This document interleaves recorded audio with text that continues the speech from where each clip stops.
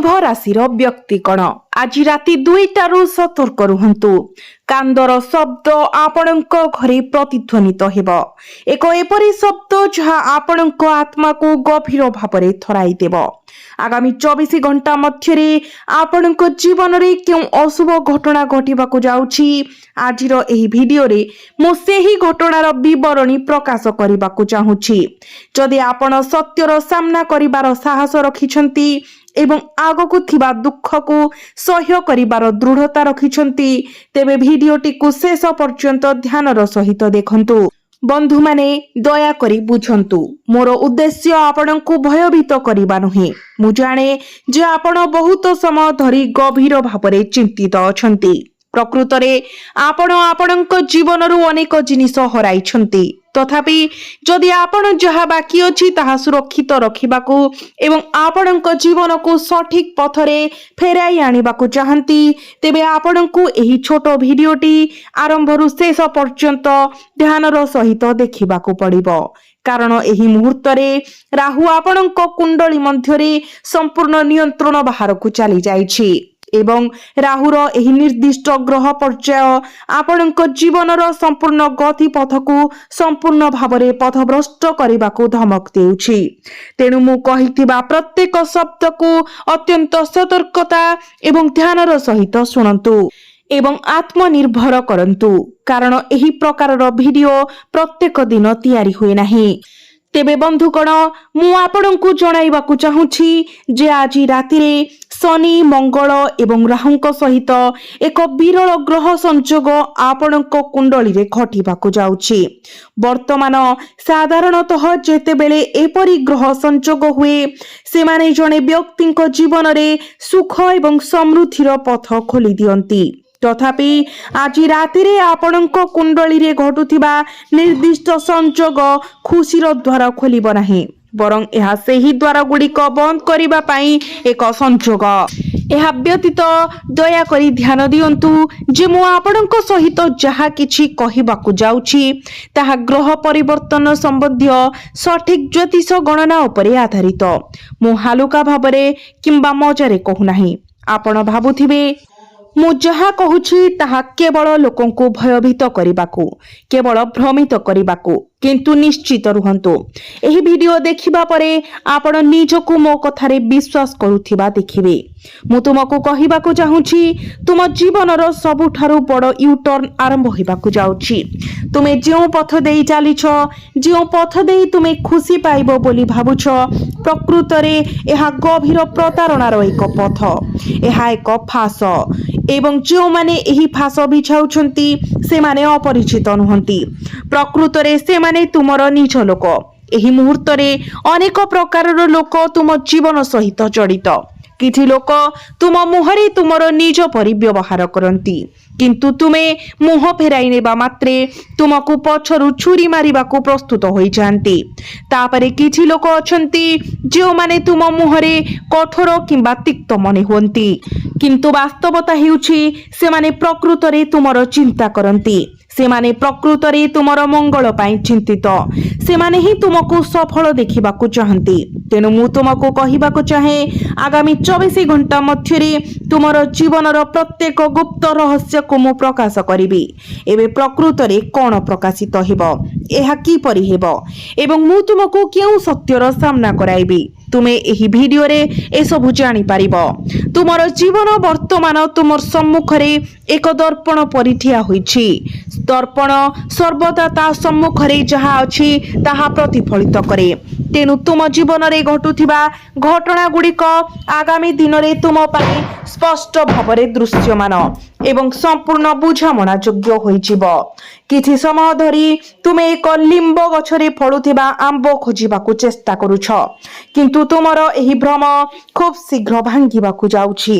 कारण आंब केबे लिंब गछरे फळे नाही। अन्य शब्द रे तुमे जहांको उपरे विश्वास रखिथिलो विश्वास करी जे से माने जीवन सारा तुम सहित ठिया हेबे एवं केबे भी तुमर पक्ष छाड़िबे नाही, सेही व्यक्ति ही तुम सहित एक बड़ विश्वासघातकता करिबे।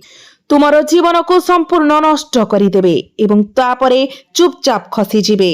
ଏହି ସମସ୍ତ ବିବରଣୀ ବିଷୟରେ ଆମେ ଜାଣିବା ପୂର୍ବରୁ ମୋର ତୁମ ସମସ୍ତଙ୍କ ପାଇଁ ଏକ ବିନମ୍ର ଅନୁରୋଧ। ହାତ ଯୋଡ଼ି कमेंट बॉक्स रे ओम महाकालेश्वर नमः निश्चय लिखंतु एवं वीडियोटी को लाइक करंतु। बंधु माने मु तुमको जणाई देउछि जे तुमे भगवान शनिंकर कठोर दृष्टिर सम्मुखीन हेबाकु जाउछ। तथापि भगवान शनिंकर दृष्टि दुई प्रकारर। ए पर्यंत अनेक लोक आपणଙ୍କୁ केवल कहिसंती जे भगवान शनि समस्त देवतांक मध्यरु सबुठारु निष्ठुर, किंतु मु प्रकृत वास्तवता प्रकाश करिबाकु चाहुछि।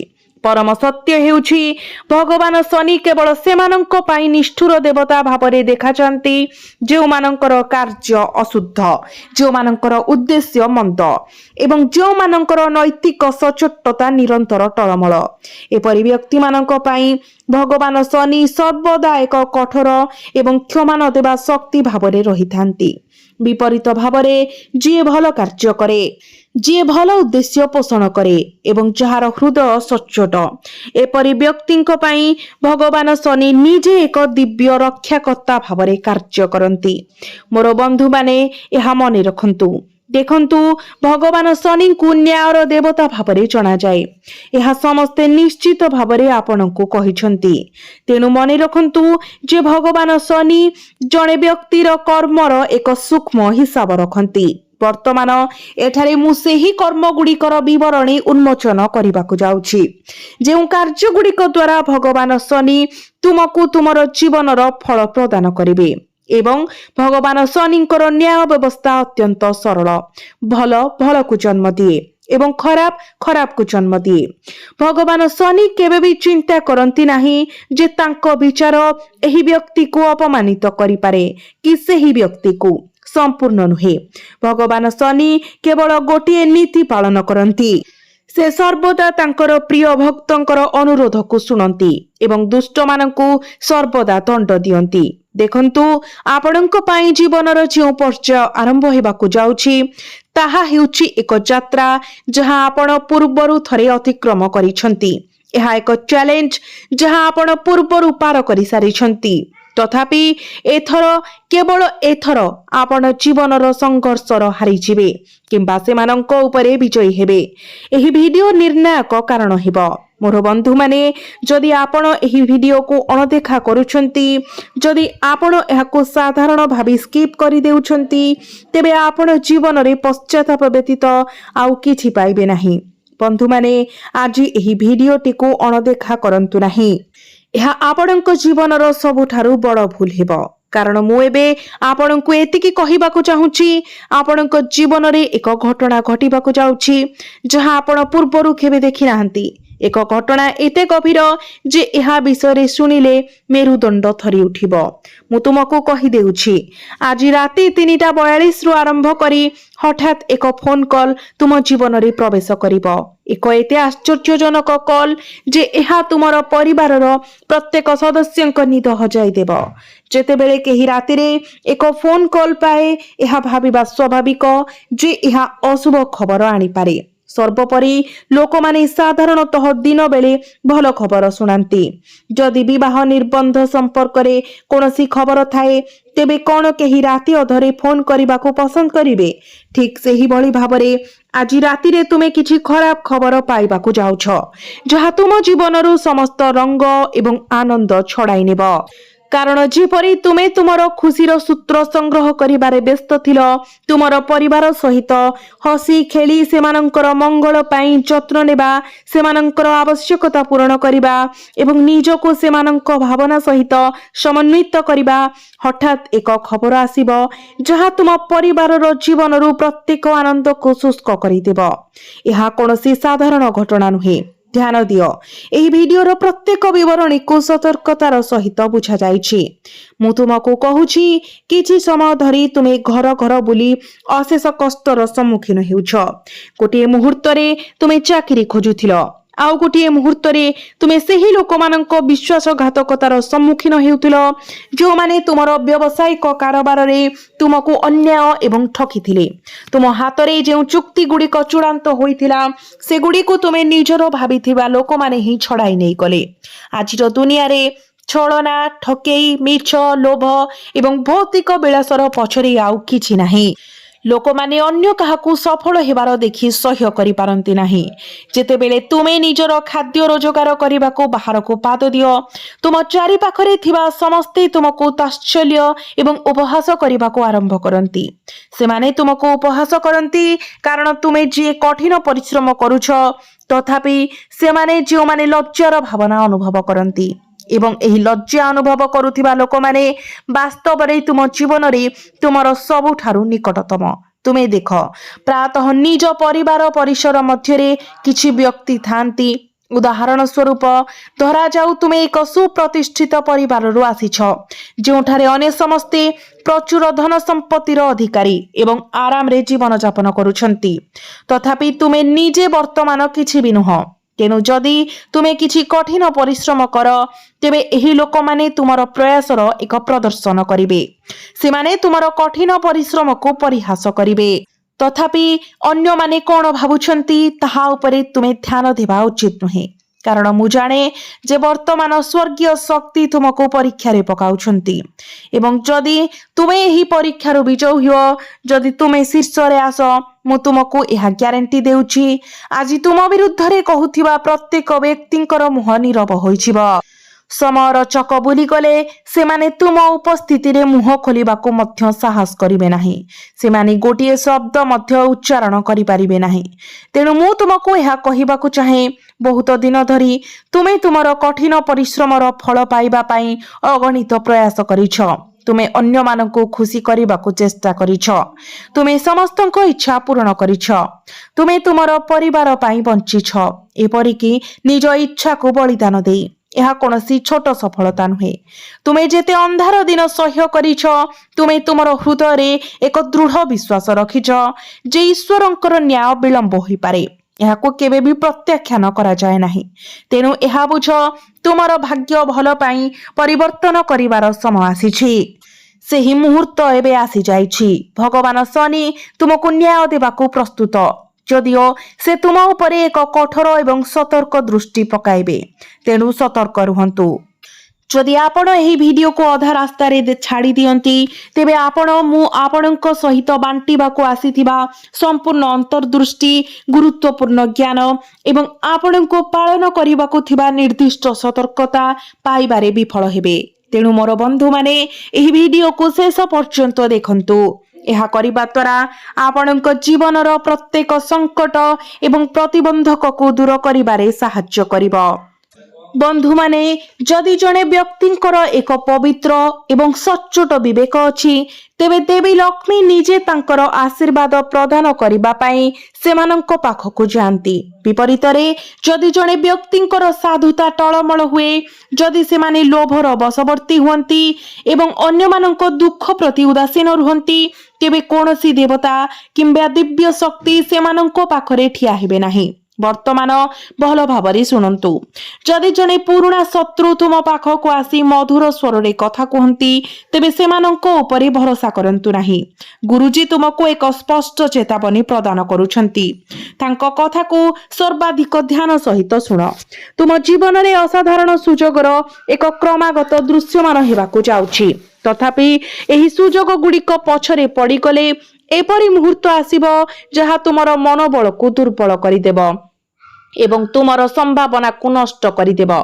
ବିଶେଷ କରି ଜଣେ ବ୍ୟକ୍ତି ଅଛନ୍ତି ଯିଏ ଅତୀତରେ ତୁମର ଭାବନାକୁ ବାରମ୍ବାର ଆଘାତ ଦେଇଛି ଏବଂ ତୁମ ସହିତ ଖେଳ ଖେଳିଛି, ଯିଏ ଏବେ ତୁମ ବିରୁଦ୍ଧରେ ଏକ ବଡ଼ ଷଡ଼ଯନ୍ତ୍ର ରଚନା କରିବା ପାଇଁ ମିଠା କଥା ବ୍ୟବହାର କରୁଛି। ଥରେ ଜଣେ ବ୍ୟକ୍ତି ତୁମକୁ ବିଶ୍ୱାସଘାତକତା କଲେ, ଥରେ ସେମାନେ ପ୍ରତାରଣା କଲେ ଏବଂ ତୁମର ବିଶ୍ୱାସକୁ ଭାଙ୍ଗିଦେଲେ। ତୁମେ ଆଉ କେବେ ସେମାନଙ୍କ ଉପରେ ବିଶ୍ୱାସ ରଖ ନାହିଁ। ଏହା କରିବା ଦ୍ୱାରା ତୁମେ ସବୁଠାରୁ ବଡ଼ ମୂର୍ଖ ହୋଇଯିବ, କାରଣ ପୁରୁଣା କଥା ଅନୁସାରେ କୁକୁରର ଲାଞ୍ଜ କେବେ ସିଧା ହୋଇପାରିବ ନାହିଁ। ମୁଁ ତୁମକୁ ଜଣାଇବାକୁ ଚାହୁଁଛି ଯେ ତୁମର ଶତ୍ରୁମାନେ ତୁମ ଉପରେ ପ୍ରାଧାନ୍ୟ ବିସ୍ତାର କରିବାକୁ ଯାଉଛନ୍ତି, କାରଣ ଛାୟାଗ୍ରହ କେତୁ ତୁମ ଉପରେ ତାର ଅଶୁଭ ଦୃଷ୍ଟି ପକାଇବାକୁ ଯାଉଛି। ଏବେ ଯଦି କେତୁ ତୁମ ଉପରେ ତାର ଦୃଷ୍ଟି ପକାଏ, ତେବେ ଏହା କେବଳ ତୁମର ଶତ୍ରୁମାନଙ୍କ ଉପରେ ନିର୍ଭର କରି ତୁମର ବିନାଶ ଆଣିବାକୁ ଚେଷ୍ଟା କରିବ। ମୁଁ ବୁଝାଇବାକୁ ଚାହେଁ ଏହି ଶତ୍ରୁମାନେ ପ୍ରକୃତରେ କିଏ। ଶତ୍ରୁମାନେ ହେଉଛନ୍ତି ସେମାନେ ଯେଉଁମାନେ ପ୍ରଥମେ ଆମର ହୃଦୟ ଜିତିଥାନ୍ତି ଏବଂ ପରେ ହୃଦୟକୁ ଭାଙ୍ଗି ଦେଇଥାନ୍ତି। ଦେଖନ୍ତୁ, ଏଥର ଜଣେ ଶତ୍ରୁ ତୁମକୁ ମିଠା କଥାରେ ପ୍ରଲୋଭିତ କରି ଏକ ବଡ଼ ଷଡ଼ଯନ୍ତ୍ର କରିବାକୁ ପ୍ରସ୍ତୁତ ହେଉଛି। ତେଣୁ ଅତ୍ୟନ୍ତ ସତର୍କ ରୁହନ୍ତୁ, ସେମାନଙ୍କ ଉପରେ ବିଶ୍ୱାସ ରଖନ୍ତୁ ନାହିଁ। ଏହା ବ୍ୟତୀତ ଗୁରୁତ୍ୱପୂର୍ଣ୍ଣ, ଯେତେବେଳେ ଜଣେ ମହିଳା ଏଥିରେ ପ୍ରବେଶ କରନ୍ତି ଆମେ କ୍ୱଚିତ ତୁରନ୍ତ ସନ୍ଦେହ କରିଥାଉ। ବିଶ୍ୱାସ କରିବା କଷ୍ଟକର ହୋଇପଡ଼େ ଯେ ସେ ଆମ ଜୀବନରେ କ୍ଷତି ପହଞ୍ଚାଇ ପାରନ୍ତି। ତଥାପି ମୁଁ ତୁମକୁ ଏକ ନିର୍ଦ୍ଦିଷ୍ଟ ଚେତାବନୀ ଦେବାକୁ ଚାହୁଁଛି। ତୁମର ପରିଚିତ ଲୋକଙ୍କ ସହିତ ଜଣେ ନିର୍ଦ୍ଦିଷ୍ଟ ମହିଳାଙ୍କ ନାମ ପ୍ରମୁଖ ଭାବରେ ପ୍ରକାଶ ପାଇଛି। ଜଣେ ମହିଳାଙ୍କର ନାମ ଶୁଣିବା ମାତ୍ରେ ତୁମେ ତୁରନ୍ତ ସତର୍କ ହୋଇଯିବ, କାରଣ ମହିଳାମାନଙ୍କ ସହିତ ଜଡ଼ିତ କିଛି ସମ୍ପର୍କ ଆପଣଙ୍କ ଜୀବନରେ ଦୀର୍ଘ ଦିନ ଧରି ରହିଆସିଛି। ଯଦି ଆମେ ଆଜି ସମାଜ ଉପରେ ଦୃଷ୍ଟି ପକାଇବା, ତେବେ ଗୋଟିଏ ଅସ୍ୱୀକାର୍ଯ୍ୟ ସତ୍ୟ ଉଭା ହୁଏ। ଆଧୁନିକ ଯୁଗର ମହିଳାମାନେ ପ୍ରାୟତଃ ପୁରୁଷମାନଙ୍କର ଜୀବନକୁ ନଷ୍ଟ କରିବା ପାଇଁ ସେମାନଙ୍କର ଅଧିକାର ଏବଂ ସୁବିଧାର ଶୋଷଣ କରନ୍ତି। ଏହି ସମୟରେ କ୍ରମଶଃ ସାଧାରଣ ହେଉଥିବା ବିଭିନ୍ନ ପ୍ରକାରର ଆଇନଗତ ମାମଲା ଏବଂ ଘଟଣା ବିଷୟରେ ତୁମେ ନିଶ୍ଚିତ ଭାବରେ ଜାଣ। ଫଳସ୍ୱରୂପ ତୁମକୁ ଅତ୍ୟନ୍ତ ସତର୍କତା ଅବଲମ୍ବନ କରିବାକୁ ପଡ଼ିବ ଏବଂ ନିରନ୍ତର ସତର୍କ ରହିବାକୁ ପଡ଼ିବ। ଯଦି ତୁମେ ନିଜକୁ ଲୋଭୀ, ନୈତିକ ଭାବରେ ଦୁର୍ନୀତିଗ୍ରସ୍ତ ଏବଂ କେବଳ ସ୍ୱାର୍ଥପର ଜଣେ ମହିଳାଙ୍କର ନିକଟତର ହେବାକୁ ଅନୁମତି ଦିଅ, ତେବେ ତୁମେ ତୁମର ଜୀବନର ସବୁଠାରୁ ବଡ଼ ଭୁଲ କରିବ। ପରିଣାମ ସ୍ୱରୂପ ତୁମେ ତୁମର ଜୀବନର ଅନେକ ବର୍ଷ ଜେଲରେ ବିତାଇ ପାର। ପ୍ରକୃତରେ ଯଦି ତୁମେ ଏହି ମହିଳାଙ୍କ ସହିତ କୌଣସି ପ୍ରକାରର ସମ୍ପର୍କ ରଖ, ତେବେ ଏହା ବୁଝ, ତୁମେ ତୁମର ଜୀବନରେ କରିଥିବା ପ୍ରତ୍ୟେକ ଭଲ କାମ ଧୂଳିସାତ୍ ହୋଇଯିବ। ମୁଁ ତୁମକୁ କହିବାକୁ ଚାହେଁ, ଯେତେବେଳେ ଆମେ ପରିଶ୍ରମ ଏବଂ ପ୍ରୟାସ କରୁ କିନ୍ତୁ ଆମର କଠିନ ପରିଶ୍ରମର ଫଳ ପାଇପାରୁନାହୁଁ, ସେତେବେଳେ ଆମେ ଭିତରେ ଭାଙ୍ଗି ପଡ଼ୁ। ଅତୀତରେ ଲୋକମାନେ କଠିନ ପରିଶ୍ରମରେ ସେମାନଙ୍କର ବିଶ୍ୱାସ ରଖିଥିଲେ ଏବଂ ସେତେବେଳେ ମଧ୍ୟ ସେମାନଙ୍କର ପ୍ରୟାସ ସତ୍ତ୍ୱେ କେତେକ ସମୟରେ ସଫଳତା ସେମାନଙ୍କୁ ଖସି ଯାଉଥିଲା। କିନ୍ତୁ ବର୍ତ୍ତମାନ ଲୋକମାନେ ଆଉ ପ୍ରୟାସ କରିବାକୁ ମଧ୍ୟ ଚାହୁଁନାହାନ୍ତି। ସେମାନେ ସର୍ବନିମ୍ନ ପରିଶ୍ରମ ସହିତ ପ୍ରଚୁର ସଫଳତା ପାଇଁ ଆକାଂକ୍ଷା ରଖନ୍ତି। ଏହି ଇଚ୍ଛା ସର୍ବନିମ୍ନ ପରିଶ୍ରମ ସହିତ ସର୍ବାଧିକ ଲାଭ ପାଇଁ ଆକାଂକ୍ଷା। ନିଜେ ଜଣେ ବ୍ୟକ୍ତିଙ୍କୁ ଦୁଃଖରେ ଡୁବାଇ ଦେବା ଏବଂ ସେମାନଙ୍କର କଷ୍ଟକୁ ବୃଦ୍ଧି କରିବା ପାଇଁ ଯଥେଷ୍ଟ। ତେଣୁ ମୋର ବନ୍ଧୁଗଣ, ଏହା ମନେ ରଖନ୍ତୁ, ଆଗାମୀ ଦିନରେ ଆପଣଙ୍କୁ ଦୁର୍ଭାଗ୍ୟର ମଧ୍ୟ ସମ୍ମୁଖୀନ ହେବାକୁ ପଡ଼ିପାରେ। ଏକ ଦୁର୍ଭାଗ୍ୟ ଯାହା ଅନ୍ୟ ଯେକୌଣସି ଜିନିଷ ଅପେକ୍ଷା ଆପଣଙ୍କ ଜୀବନର ନିକଟତର।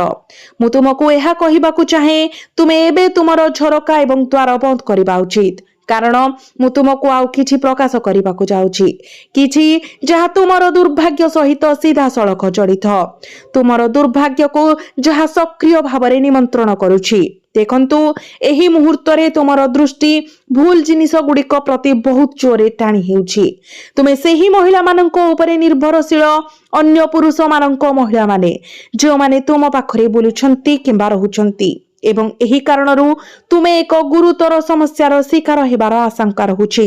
କେହି ଜଣେ ତୁମ ବିରୁଦ୍ଧରେ ମିଥ୍ୟା ଅଭିଯୋଗ ଆଣିପାରେ, ଅଭିଯୋଗ ଯାହା ତୁମକୁ କୋର୍ଟ, ଆଇନଗତ କାର୍ଯ୍ୟାନୁଷ୍ଠାନ ଏବଂ ପୋଲିସ ଷ୍ଟେସନର ଅଶେଷ ଚକ୍କର ଦେଇ ଟାଣି ନହିପାରେ। ତେଣୁ ମୁଁ ତୁମକୁ ଅନୁରୋଧ କରୁଛି ଯେ ତୁମର ଦୃଷ୍ଟି ଏବଂ ତୁମର ବୁଲୁଥିବା ଆଖି ନିୟନ୍ତ୍ରଣରେ ରଖିବା ପାଇଁ ଚେଷ୍ଟା କର, କାରଣ ଏପରି ଶୃଙ୍ଖଳା ବଜାୟ ରଖିବା ତୁମ ପାଇଁ ଅତ୍ୟନ୍ତ ଲାଭଦାୟକ ସାବ୍ୟସ୍ତ ହେବ। ତୁମର ମାନସିକତା ଉପରେ ଅନେକ କିଛି ନିର୍ଭର କରେ। ତୁମର ଚିନ୍ତାଧାରାକୁ ସୁଧାରିବା ଉପରେ ଧ୍ୟାନ ଦିଅ।